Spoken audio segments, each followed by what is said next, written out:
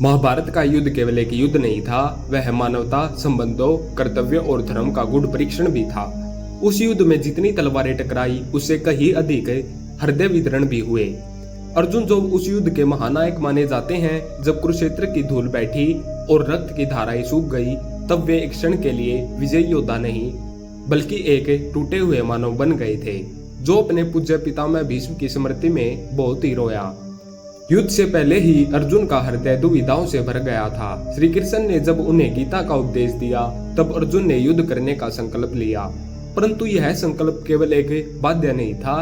उनके भीतर कहीं न कहीं भावनाओं की नदी सत प्रवाहित हो रही थी।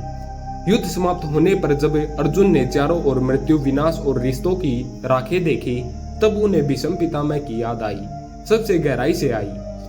वह व्यक्ति जिसने उन्हें बचपन से वीरता, नीति और मर्यादा का पाठ पढ़ाया था, अब वह सरसैया पर पड़ा था, अर्जुन के ही तीरों से घायल। भीष्म केवल कौरवों के पितामह नहीं थे, वे अर्जुन के भी पितामह थे। अर्जुन ने बाल्यावस्था से ही पितामह की छत्रछाया में धर्म, नीति, युद्ध कला और जीवन के आदर्श सीखे थे। अर्जुन जानते थे कि भीष्म ने आजीवन ब्रह्मचर्य का पालन करे हस्तिनापुर की सेवा की। जब भीष्म अर्जुन के हाथों घायल हुए, वह दृश्य अर्जुन के अंतर्मन में कहीं गहरे अंकित हो गया। पितामह का शरीर भले ही सरसैया पर था, पर उनकी दृष्टि और चेतना स्थिर और ऊंचाइयों पर स्थित थी। अर्जुन ने कई बार स्वयं को दोषी महसूस किया कि जो व्यक्ति उसका मार्गदर्शक था, वही उसके हाथों घायल हुआ। यह आत्मग्लानि युद्ध के बाद उसके आंसुओं के रूप में फूट पड़ी। अर्जुन ने युद्ध किया धर्म की रक्षा के लिए, पर जब युद्ध समाप्त हुआ, तब उसे यह प्रश्न भीतर से कुरेदने लगा, क्या यह वही धर्म था जो मुझे मेरे पूज्य पितामह के विरुद्ध खड़ा कर दिया? यह द्वंद केवल अर्जुन का नहीं था, यह हर उस मनुष्य का द्वंद है जो अपने कर्तव्य और आत्मा के स्वर के बीच फंस जाता है।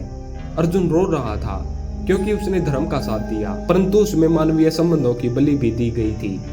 भीष्म को याद करे उसका हृदय इसलिए विदीर्ण हुआ कि जिनसे उसने जीवन की शिक्षा ली, उन्हें ही घायल करना पड़ा। भीष्म ने कभी भी अर्जुन को दोष नहीं दिया, उन्होंने युद्ध भूमि में भी अर्जुन को आशीर्वाद दिया।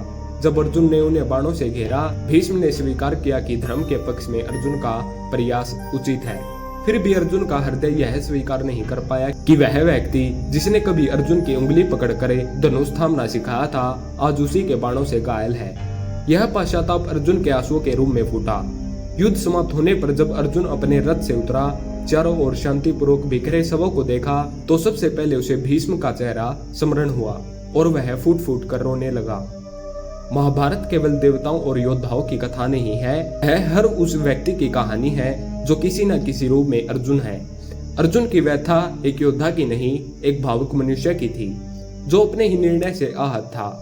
युद्ध के समय जो कठोरता उसने ओढ़ी थी, वह अब उतर चुकी थी।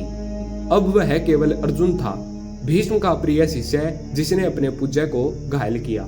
श्री कृष्ण स्वयं भी अर्जुन की वेदना को समझते थे। उन्होंने अर्जुन को सांत्वना दी, परंतु रोने से उन्हें रोका नहीं, क्योंकि वे जानते थे कि यह रोना भी अर्जुन के भीतर के शुद्धिकरण का भाग है। भीष्म का बलिदान अर्जुन के जीवन में एक ऐसा अध्याय बना जिसे वह कभी भूल नहीं पाया। हर बार जब वह शस्त्र उठाता, उसे पितामह की वह शांत मुस्कान याद आती, जो बाणों के बीच भी अर्जुन को आशीर्वाद दे रही थी। अर्जुन के आंसू हमें यह सिखाते हैं कि जीतने के बाद भी हृदय हार सकता है। धर्म और अधर्म के बीच जब युद्ध होता है, तो केवल शरीर नहीं टूटते, आत्माएं भी घायल होती हैं।